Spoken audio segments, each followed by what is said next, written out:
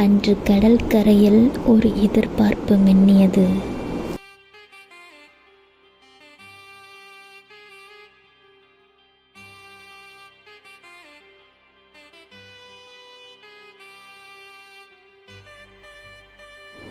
இறைவா, நம் சோழ நாட்டை காக்கும் அந்த வீரனை திரும்ப அனுப்பு என்று வயதில் முதிய ஒரு பெண் வேண்டிக் கொண்டிருந்தாள்.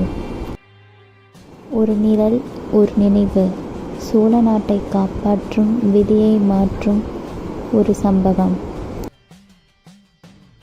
அது அவர்தான், அது அவர்தான் என்று மக்கள் கூச்சலிட்டனர்.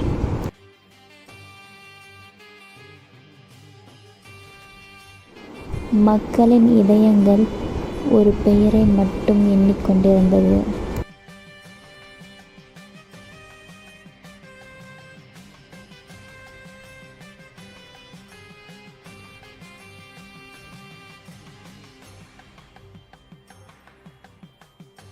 இந்த நிலம் என் உயிரின் விட மேலானது என்றான் அருள்மொழிவர்மன். அவரின் கண்களில் ஆட்சி இல்லை, பொறுப்பு இருந்தது. பொன்னியின் செல்வன் பூமியை மீண்டும் தொடுகிறார்.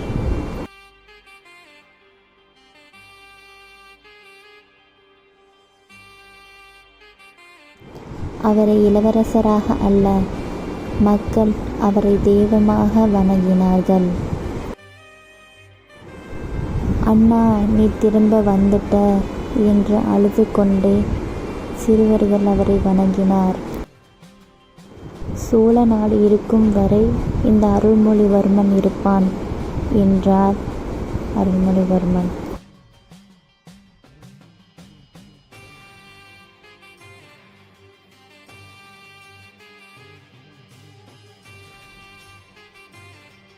அவர் நடந்து வரவில்லை, வரலாறு பயணித்தது.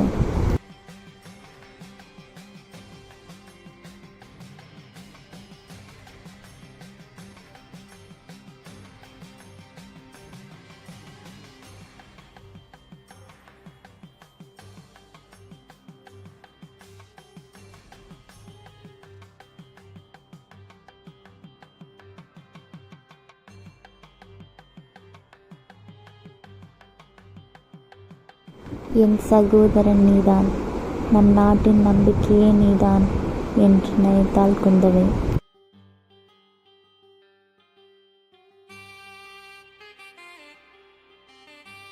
அவரின் வருகை எங்களை காக்கும் கேடயம் தேவி என்றார் வந்தியத்தேவன்.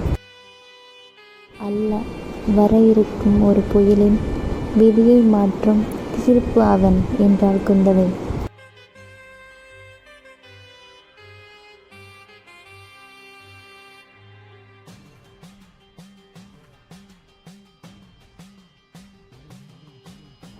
இரத்தத்தை விட்டு வெற்றியை நான் விரும்ப மாட்டேன்.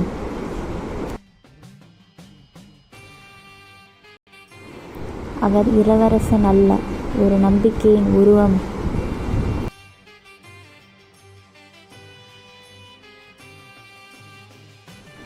சோழ நாட்டின் வரலாற்றில் செல்வன் திரும்பிய நாள், போர் ஆரம்பித்த நாள்.